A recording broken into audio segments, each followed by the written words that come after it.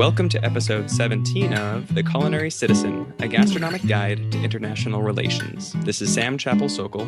And Kelsey Marr. Each week we introduce you to a concept or a theme connecting food and people around the world. This week our discussion is with the culinary anthropologist and cookbook author Naomi Dogood. Welcome to the program, Naomi. Nice to be here. We're so happy to have you, Naomi. We're excited. So Naomi has written a number of, I would call them seminal cookbooks about world cuisines. She compiles them only after traveling extensively or living in a country. She has published books about Burmese cuisine, some Chinese cuisines, quote-unquote, beyond the Great Wall, the cuisines of Southeast Asia, and more. She is currently just about to start, or has started her book tour promoting her next book, Taste of Persia, A Cook's Travels to Armenia, Azerbaijan, Georgia, Iran, and Kurdistan. I personally grew up with Naomi's cookbooks. I think Flatbreads and Flavors was one of the first presents I ever received when my parents realized I loved to cook. And a couple of years ago, I spent a whole year dedicated to your Burma cookbook, Naomi. Really? How fun. I stocked my pantry with turmeric and shallots and fish sauce and all the things. And you've been greatly inspirational in my cooking endeavors. So we're happy that you're here speaking with us today.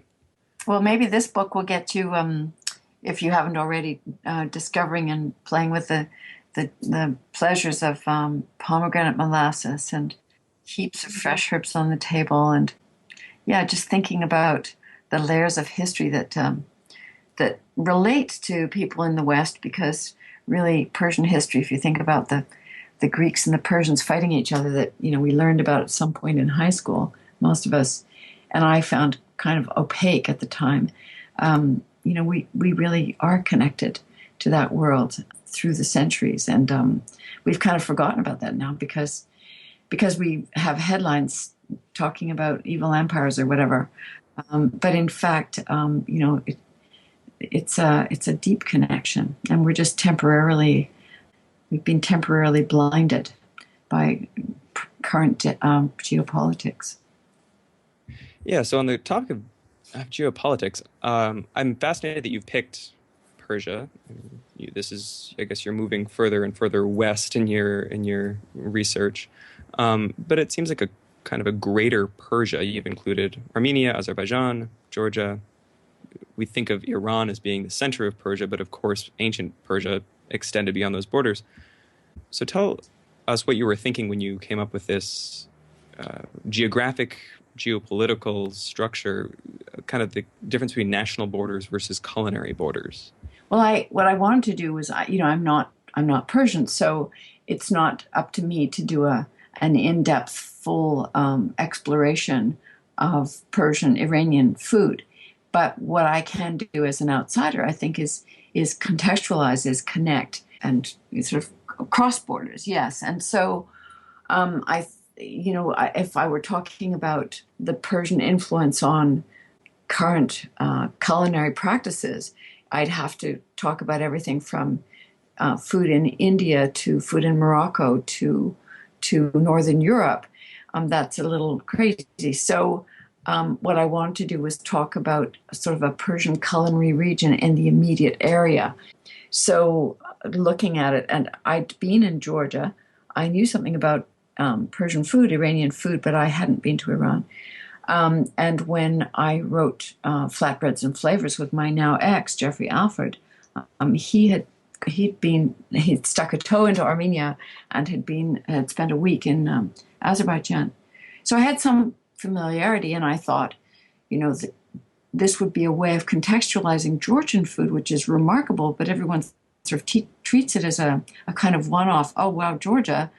Well, in fact, of course, Georgia is, it's the knee bone is connected to the thigh bone kind of thing. Georgia is in a neighborhood.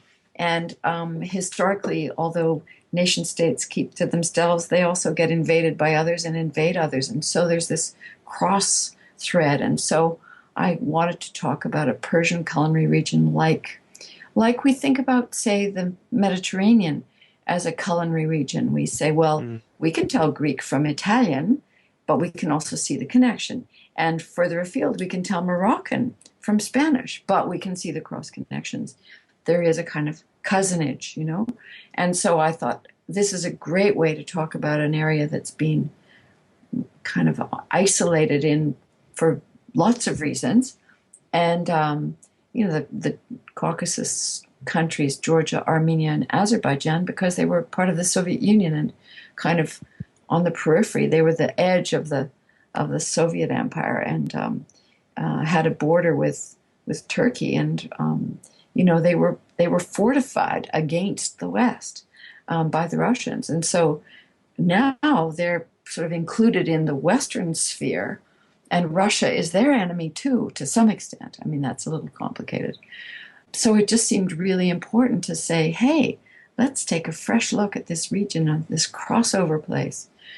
And I was lucky enough to be able to be able to get into Iran, to get a visa there, to be in Kurdistan, which is part of Iraq but controlled by the Kurds, before the ISIL attack out of Syria, and really to have extraordinary contacts with people. Because if you go there with your eyes open and if you're not in a rush, there's lots to talk about, and people are very remarkably generous with themselves, with their time, and with being present to you. It's really a treat. Well, hospitality is really known in that region, especially Georgia, at least that I know of. You talked about also that region continually changing empires or fighting amongst themselves. Can you talk about how that interaction between the countries affected the culture of food, and how now some of those nations, they're trying to brand those foods, but they actually share those foods? Well, it's interesting. I mean, the Georgians and Armenians and Azeris actually, mostly because they're small populations relatively, are surrounded by large empires. So if you think about the Caucasus Mountains, on the other side of the mountains is Russia. So that's it's been a major power in the region, and making itself felt, empire building since the end of the 1700s. Mm-hmm. And so that's a push sort of down, if you can think of it, from the north. Then a squeeze play from the west. Once the Turkic invaders came in and founded the Ottoman Empire, I mean, before the Turks was the Byzantine Empire, and that was a push in from the west. And then from the south, you have this powerhouse, intermittently, you can hear my cat in the background, intermittently very powerful, and sometimes not, of the Persians. And so the Caucasus peoples have been squeezed in various directions by those powers over the centuries. And the consequence of that is that they have a strong sense of local identity. They haven't particularly fought each other. They've quite often cooperated in various ways, but they've sort of tried to hold on to who they are, even in the face of all these pressures. And it's kind of a remarkable thing. The Georgians have their own language and their own alphabet, and literacy is a big thing there. And the Armenians the same. And they're kind of outposts of their own culture. So then, food, of course, is part of national identity. So I talk in the book about gastro-nationalism because, in effect, people will say, well, you can't call that, Georgian, that's really Armenian, or you can't call that Armenian, that's really Persian, or the other way around. And so I tend to avoid labeling something as being kind of, owned by or originating in a particular culture, because quite often, I don't know, and the water is muddy. Also, another thing is that when the Persians were powerful, and they're the empire I'm really talking about when I'm talking about a Persian influence in the other countries. The Shah Abbas, for example, in Persia in 17-something, forcibly moved a large population of Georgians into Iran, into present-day Iran. The Armenians were also moved in. Also, there were Armenian traders. So there's a large Armenian population that's been in in Persia for a very long time. There's, of course, been a Jewish population in Persia for centuries, millennia, you could say. And and there's Azeris as well. There's more Azeri people in Iran than there are in Azerbaijan. So in fact, it's quite a crazy quilt of identities and languages. And then there's these national borders that they're not arbitrary, but they don't represent, the diversity of the people in there. And so ownership of cuisine, it's a marker, it's a point of pride, but it's also disputed. Yeah, we talk a lot about gastronationalism on this program, and I think about it a lot. I'm wondering, and now you can hear my cat in the background, what is national pride for a cuisine or for a dish? Is it more of a force for peace or more of a force for conflict? I think of the debate between the Armenians and the Azerbaijanis when it came to who originated lavash bread. This came up at UNESCO. They both are fighting for the right to have the name as the originator of lavash. Is this really a driver for conflict between people? No, I think it's a placeholder for conflict that exists for other reasons. But better people should be arguing around a table or about about the contents of a kitchen than that they should be shooting guns at each other. Right. But I think it's a placeholder. There's deep conflicts between the Armenians and the Azeris over territory, over various things. It's a long and tangled history. And so, yeah, by all means argue about lavash. Don't shoot guns in Nagorno-Karabakh. But, easy for me to say, I'm not one of the parties. Mm-hmm. I'm interested in the fact that you went from Burma, which is historically a very closed, very challenging country, only recently opened, and you've started visiting, I think, back in early 1980s, 1980 maybe? Yeah, and I mean, even the whole doing of the book, it was still very, it was open in the sense you could get a visa, but it was, people were afraid. They were living in a time of fear. And so it was closed in that sense. You could be there, but it was hard to get people relaxed enough to talk. Right. And that sort of ended just, it was after I'd handed the book in, but before it came out, with the sort of shift in the military. And yes, and here I am talking about Iran, which has been, recently quite not so simple of access, right? Right. Yeah. But people in Iran are not afraid.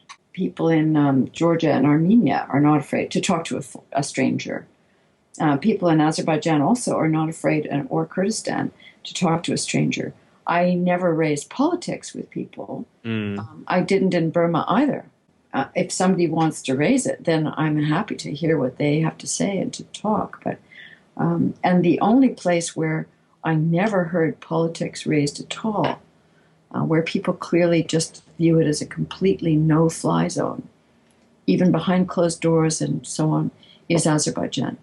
And that's kind of understandable because there's an absolute, dictatorship there, and there's no journalistic freedom. And so people function freely in their lives, but they don't raise their heads above the parapet to sort of test the possibilities of free political expression.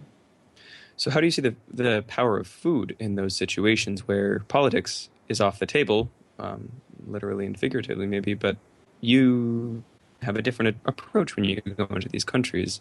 What is your first question when you ask, when you meet a new person or when you enter a new country? How do you get into that culture through food? I just hang around. I mean, really, seriously, I just hang around. I generally land in a capital city because that's where planes fly to from other places.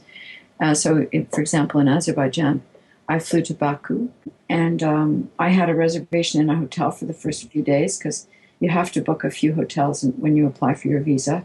So, I booked that, and I canceled all the others.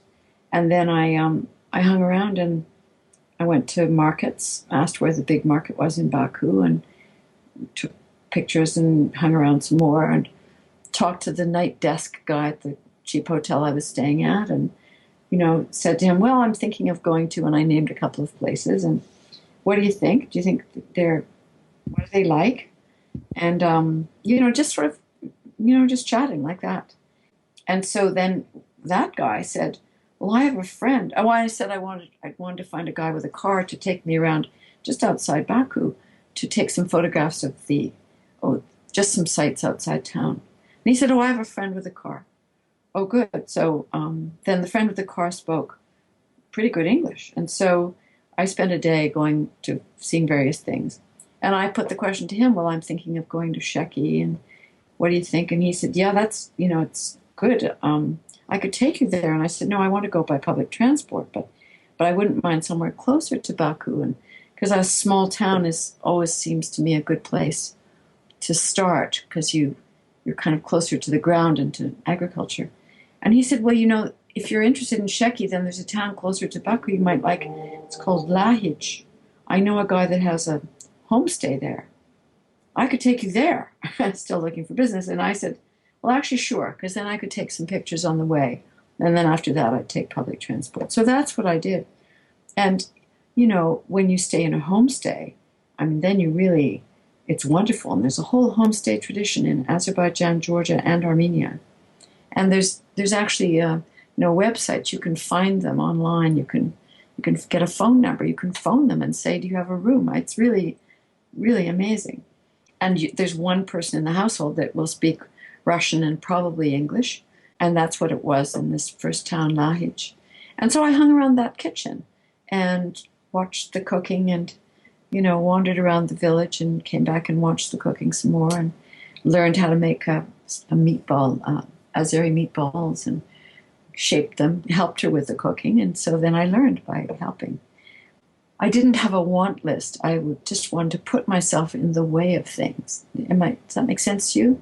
Yeah, perfect. I'm not sort of saying, what's your recipe? And let me sit here with my notebook and, write down, 1 tablespoon of something or other. Not at all.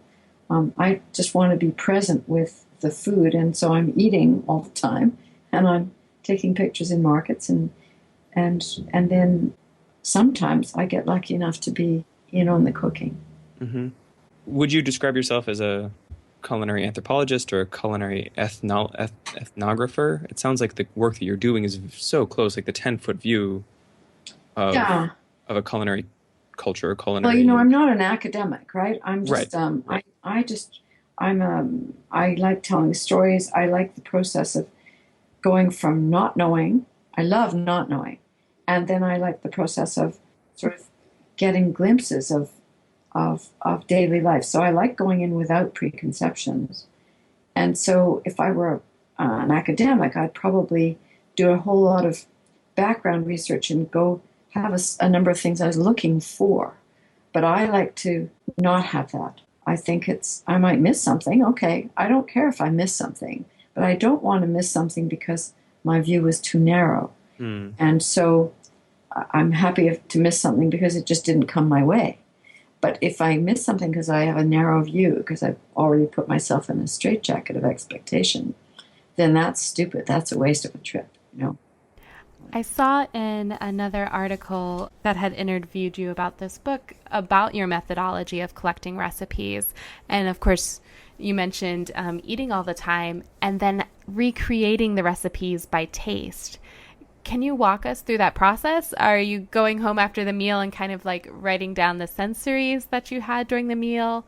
Or can you tell by the pictures when you go home to Canada to recreate the meal? It's, quite often, it's interesting. I have things to work with, which is to say I'm familiar with other dishes in the region, so I'm not sort of starting, I'm not landing on Mars, if you know what I'm saying.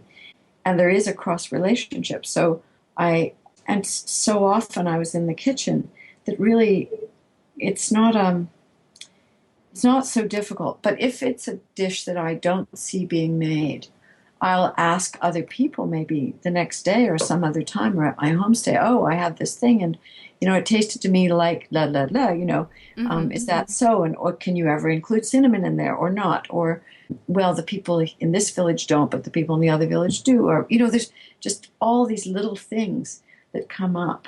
So it's sort of anecdotal. I'm not just relying on myself ever. And really one of the things about eating and tasting and being in markets and smelling things and tasting some more is just getting a sense for the range of what's acceptable. When is it no longer a dish from there? Where do you cross the line? You know, you could say, for example, that there could be something, I don't know, let's invent something, Christmas cake, and your mother makes Christmas cake, but her sister makes a Christmas cake, but she never puts in, I don't know, candied fruit because she thinks it's unhealthy. You know, for your mother, it's not a Christmas cake unless there's candied fruit in it. For your aunt, it shouldn't have it. But both those things are Christmas cake. Everybody knows, right? But if you put something weird in it, I don't know, let's say some chopped apple and I don't know what else, pumpkin, you know, it's not a Christmas cake anymore. And so those sort of notions of identity and familiarity, you know, there's going to be things in the book that I think people will say, well, yeah, that's a version, but that's not how my mother makes it. Well, I'm happy with that. That's fine, you know. And it's very interesting. I have a story in there about, there's a recipe from Iran, fesenjoon. It's a classic. It's a recipe that it's the dish everyone thinks of as a classic Iranian dish. It's northern Iranian Persian.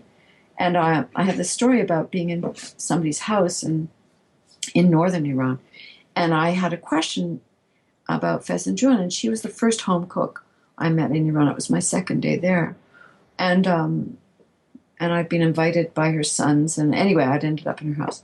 And so I said, I have a question. And it's about fesenjoon. I have a cookbook, and it's a very good one by a woman who lived in Iran for 30 years with her Persian husband, English woman. But the recipe for fesenjoon that she has doesn't make sense to me. I wonder, it has sugar in it. And fesenjoon's a stew with, the dish is flavored with, there's ground walnuts and pomegranate molasses. And chicken or duck or whatever cooks in this sort of wonderful sauce. And pomegranate molasses is tart. There's sweetness to it, but it's tart as well. Anyway, I said to her, I don't understand. I mean, I see the sugar in there. Is that right? And she said, immediately, she said, I didn't tell her who'd written the book, nothing. She said, oh, no, she must be from Tehran. That's how they do it there. But that dish is traditionally, here you are, again, gastro-regionalism. That dish is from the north. In other words, that's our dish. It's not a dish from Tehran, was really what she was saying. And here we never put sugar in. It shouldn't have sugar. It shouldn't have onions. It shouldn't be sweetened at all. You know. And I thought, whoa, well, I was feeling happy because my instinct had taken me in that direction. So that was sort of a nice, oh, good, I'm understanding things a little here. And then also and I ended up putting the version in the book has no onion and no sugar. So it's a lovely, tart, intense sauce. So there's endless conversations, and the thing is to take nothing for granted. Yeah, I was listening to one of your podcasts. I think it was probably with Michael Harlan-Turkel with the Heritage Radio Network, and you talked about how many recipes for mohinga there are throughout throughout Burma, and you wanted to include 3, but you really only ended up including 2. But you could have probably, there could have been mohinga from every single town or region. Yeah, absolutely. Right. How do you make the final decision? Is it your editor? Is it space? If you want to show off or have a discussion at least of, I learned, you learned in this town that fesenjoon is actually made with sugar in Tehran. Would that be part of the discussion, or are you trying to just give an impression of what this dish is in one of its forms, not necessarily the most authentic, but the format that you found to be the best to disseminate? Well, the one I ended up deciding to follow her advice and stick with the northern version, no sugar, and it's the one I tasted up north. I did, and I thought, yeah, this tastes right to me. This tastes intense and not soft at the edges, and if somebody wants to add sugar, they can. So I have the story in as part of the introduction to the recipe, so people know that it's sort of a heads up on the taste, the flavor profile. And also it gives them that opening if they choose to put onion in. Well, they want a softened edge, go for it. But I wanted to transmit that one. How to decide generally? Well, there's a wonderful category of dish in Iran, and to me, it epitomizes all the strengths of the home cooking tradition. You run into them as well in restaurants, but really the home cook, they're the heart of home cooking, I think. In Persian home cooking, and it's a category of dish called ash. A-S-H is how it's usually transcribed. And it's a kind of very thick soup. So you can serve it as a meal in one. And there's an ashi reshta that has noodles in it. And it's very much a meal in one. In my house, they're known as green soups because they're green. They're loaded with herbs and leeks and chopped, everything chopped. And there's just layers of flavor. But the base of them is a mixture of 2 or 3 different legumes, beans, like, cowpeas or navy beans or whatever, but a mix. And people have very strong feelings about what goes with what and which ones you should put with which ones and, all of that. And then a little rice to thicken it. So it's a lovely, hearty, warming thing. And leftovers are great. I like having them, making a large pot and having leftovers and having a poached egg in it the next day or whatever. Ooh. Anyway, but I made ash kind of every 2 or 3 days for about 3 weeks. Different ones. I started with several sort of recipes and looked at them and felt my way through. And then at a certain point thought, okay, I'm just going to look at what green things I have in my fridge and make ash and just see what the limits are and get reflexes and sort of wear it. And eventually I felt that I was really wearing, I was inside them as a home cook. And that was very exciting.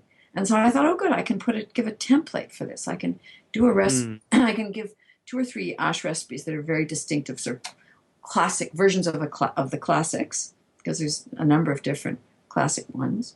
And I can then give a sort of guide, like, well, you can either have, start with these or these beans, and then you can, if you have leeks, use these. If you have, and sort of give people a template.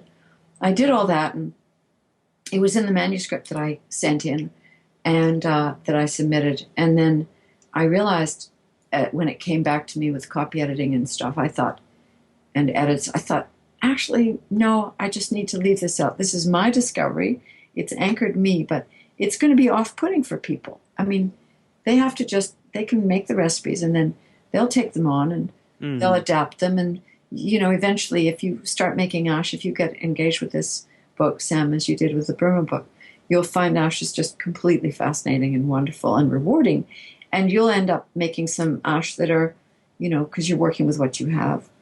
And you'll get confident in your reflexes. You don't have need of me. So that's a very long answer, but it's just to tell you that each thing gets sorted out on its own terms in a way. And yes, there's space considerations. You also don't want the book to be intimidating. I want people to feel that it's accessible and to open it and think, oh, okay, sure. And of course, I'm quite obsessed with making sure that every recipe is going to be rewarding, because if you try a recipe in a new cuisine that you're not familiar with and it doesn't work, then you're never going to try another. Mm-hmm. And that's, I just don't want that to happen to anyone. So that's what makes me a little, a little obsessive. And and it's clear when you taste your recipes, when I try your recipes. I really appreciate that you write distinct recipes that have a little bit of openness to them. And I'm interested to hear more about why you didn't want to include the template or your own concept of this template for the ash. There's one of the recipes in your Burma cookbook. It's for one of the greens, the salad greens. Mm-hmm. You talk about this elegant dressing of fish sauce, lime juice, and the shallot oil. You fried your shallots. Mm-hmm. And I make it with kale. I just happen to always have kale, and it's easy to have around. And I've blown a couple people's minds with this recipe. But it's so simple. And I heard you on a different podcast saying that this can be, you can just have some leftover chicken and toss it. You can use this same mother dressing, if you will. Yes, exactly. And I hadn't even taken it out of its own context and put it in other things, even though it makes so much sense because it's so simple and so perfect. So I'd just be curious to think, this is what I think Mark Bittman does with his recipes, is he builds templates and he says, swap this in, swap that out. Then it turns into a vegetarian dish, or use tofu instead of chicken, or if you use lemon juice instead of lime juice, then you get a little bit of a X spin. Is there a reason that you stay away from that? I'm trying to transmit a sense of culinary culture and of what people would do where they are. And it's up to you, and really, let's agree that it's not so difficult to say, oh, yeah, I really like this recipe, and gosh, I don't have any, chicken today. Let me put tofu in there or whatever. I mean, that's just a That's cook's just reflexes. right. But I'm really absolutely not interested. I mean, other people are, and good for them, and it's very useful and all that. But my thing is not about that. And I mean, I improvise every day in the kitchen. I don't follow recipes because I like sort of creating whatever works, on that day, and sometimes it's better than other days. So when I'm just cooking for myself or for friends or whatever, I'm always improvising. So I Mhm. just sort of assume that other people will take what I'm setting out so that they can understand, say, how things work in Burma or how things work in Iran or how things work in Georgia, the balance. And then they can say, whoa, that's good. Why don't I use this sauce with this other thing? That's up to them. But I don't want to mess with it because it's not my place, if I can put Right. it that way. I don't want to get too deep into this, but I am curious to hear your thoughts on the concept. There's been a recent little flare up, but the discussion's age old about cooking another country's cuisine and getting into a different culture's cuisine.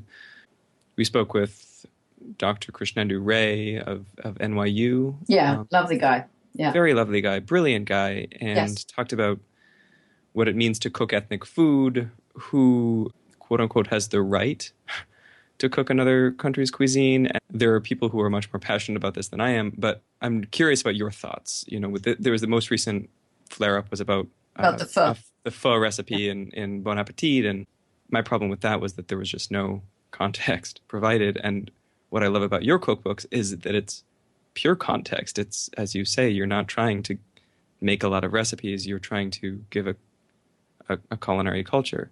Well, what I'm basically saying is these are not mine. Hmm. I'm transmitting. Yes, of course, I'm trying to figure it out and so on, and the recipe might not be written down, but I'm trying to transmit an appreciation of somebody else's culture. But I'm not saying I'm the most expert maker of anything. And, I'm just trying to transmit, and I'm doing my honest best, which is another reason why I wouldn't go say, okay, and now swap out if you want to, or that's another whole territory. I'm trying to stay kind of clear. So on that stuff, I think the difficulty comes when people claim ownership or basically preen or make their reputations on the back of other people's tradition without acknowledging the depth of that tradition and the significance of the tradition.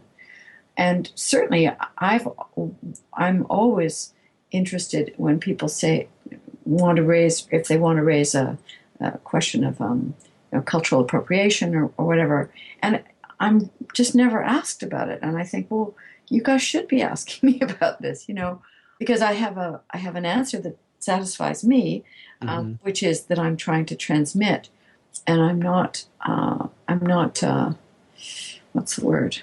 Yeah, I'm trying to transmit an appreciation and say to people, look, it's sort of a political act in a way, saying, think about the human beings in these countries. This is what's going on in kitchens there every day, to try and give people a sense of empathy and connection and not think of those people in whichever country or culture as, sort of foreign, other, exotic, I don't know, those labels. I don't like the term ethnic restaurants. I think Right. all of this is just gross, actually, and embeddedly, racist and patronizing and all of that. And finding a language to talk about it is part of the issue, and I imagine Krishnendu talked about that, because it is so embedded. And, as waves of, for example, immigrants have come to North America, the next wave is first of all working to get started, get a toehold, and are the people who are working in the kitchens, cooking all the food from French to Persian to whatever in the restaurants. It's all being cooked these days by who? Perhaps by Tamils, by people from Fujian province in China, by people whose food it isn't, and who are working to make it. And they are unsung heroes too. Hmm. Because you can't, the fundamental thing, and this, I talk about this with Rachel Lawden, the food historian, Yeah, of course. who's really a wonderful contrarian and with a very inquiring mind, that you can't have food without labor. You also can't have labor without decent food. And so part of the problem with, for example, though I'm straying here from the question you asked me, of course, I seem to stray a lot. But you can't, if you're not prepared to pay for food, then you're not paying for the labor of the people that produce the food. And that goes for restaurant workers, and we've had that movement go on in New York and other places. But it also applies to farm workers and farmers. And so this insistence on having food cost as little as possible is just all wrong. If it costs, and you can say, well, what about the poor? Well, the poor need to be taken care of. Maybe they need a guaranteed minimum wage or they need something else. But to use the poor as an excuse for lowering the cost of food to the point where the producers of food can hardly make a living is really ridiculous and sort of sinful, if I can put it that way. It's wrong, I think.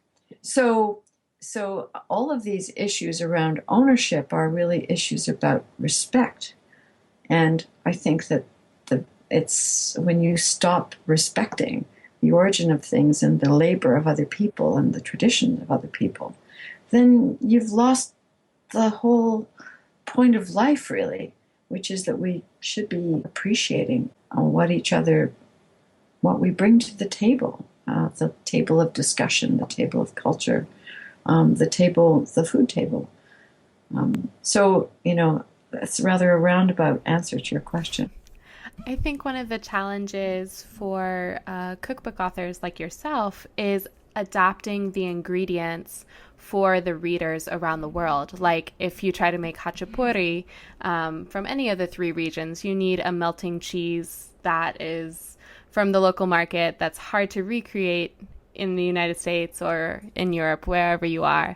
How do you stay true to the original recipe, but also make sure that you can make something close to the taste that you originally had? Well, the problem it's not a problem that I face. I mean, the first people that face that problem are the Georgians or Armenians or whoever who move to North America and have to figure that out for themselves. And so what I'm trying to do is say, well, I'm trying to basically find ingredients that they would use. In other words, something that's going to pass because there's, I know Georgians here in Toronto or, people of Armenian descent. Everybody's having to figure that out. It's not just, I'm a Johnny-come-lately in that, and so you look for substitutes, but there are, people. I long ago, Thai people who were in Wyoming. My ex knew them long ago, and there was no fish sauce. And, what were they going to do? Well, they figured it out. They got anchovies. They bought anchovies and minced them and figured out they reproduced the flavor palette. So this whole notion of getting it right is really just about trying to be dogged about finding the thing that a person from that culture would use, would look for, would substitute to try and make it taste as close to taste right to them. So it's all possible. I mean, there's some things that are just not available at all, but it's generally there's workarounds. Human ingenuity. That's what cooking is human ingenuity and creativity, and every day. So I've been writing and talking for a few years about the concept of culinary diplomacy, which I've defined as the use of food as a tool of bringing people together, of crossing borders, of creating cooperation. And recently I've started to think more about the concept of citizen cultural diplomacy, because cultural or culinary diplomacy can happen between heads of state. It can happen between governments and a foreign people, like when Azerbaijan asks UNESCO, that's the signal to the rest of the world about their claim on the Vash. Would you consider yourself some sort of culinary diplomat or engaging in person to person or citizen culinary diplomacy? No, I don't think of it like that. I wouldn't want to be that self-conscious about it, actually. I don't, I just think, I think maybe the books have that role. Mm. That's, I mean, not me myself as a vector Right. when I'm hanging around in Azerbaijan. No, not at all. I don't think I have anything to teach people there.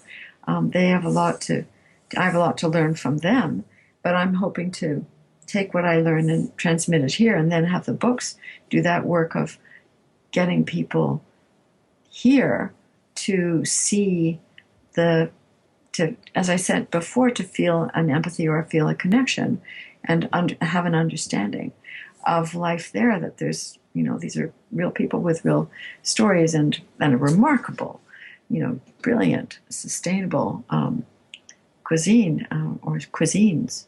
So it's just really about, the books are doing the work. I'm just kind of trying to make them as true to the spirit of my, my effort, and as true to the spirit of the cuisines that I'm talking about as I can. And I'm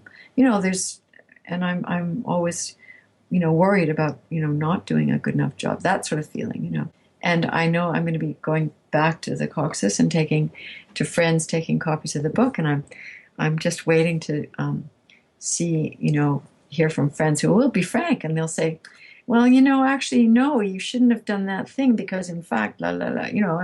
It'll be interesting to see how they respond to it. Mm-hmm. Well, Naomi, it's been such a pleasure speaking with you. My copy of the book is arriving tomorrow. Oh, great! I should let you know. Yeah, I ordered it from my local bookstore, so I'll be getting it, and will be immersing myself. I love Persian food. I don't know nearly as much as I should about it, so I'm looking forward to hearing the stories that you have to tell.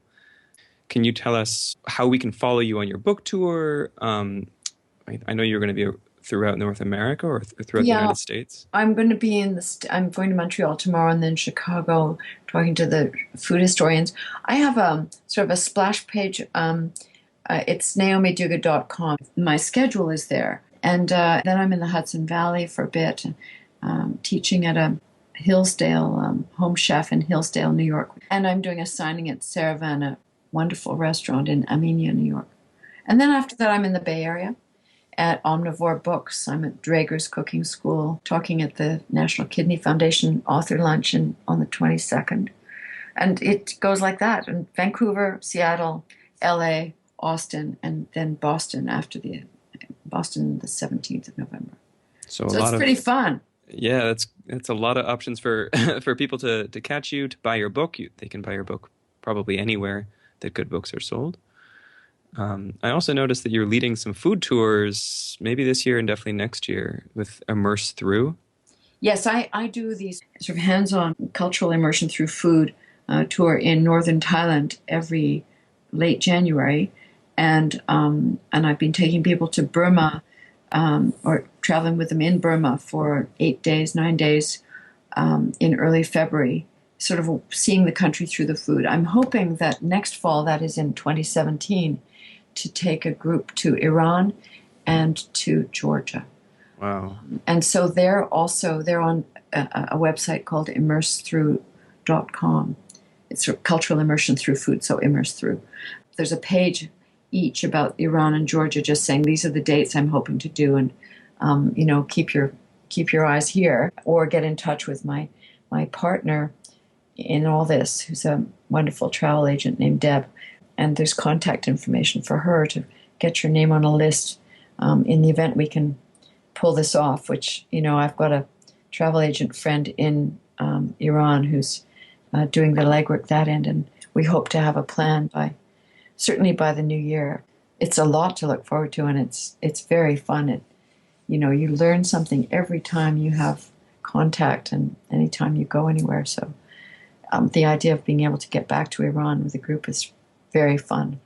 Yeah, that would be amazing, I'm sure. I maybe someday I'll be able to join you on one of these trips. Yeah, well, sure. Just, let me know.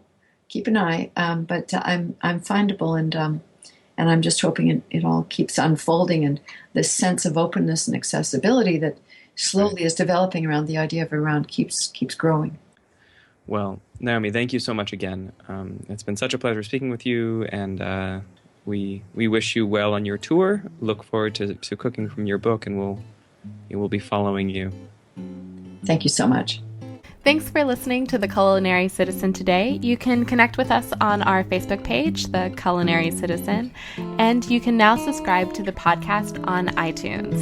And don't forget to leave a review if you like what you've heard. And if you ever want to reach us, feel free to send an email to culinarycitizen@gmail.com. Until next time, guys.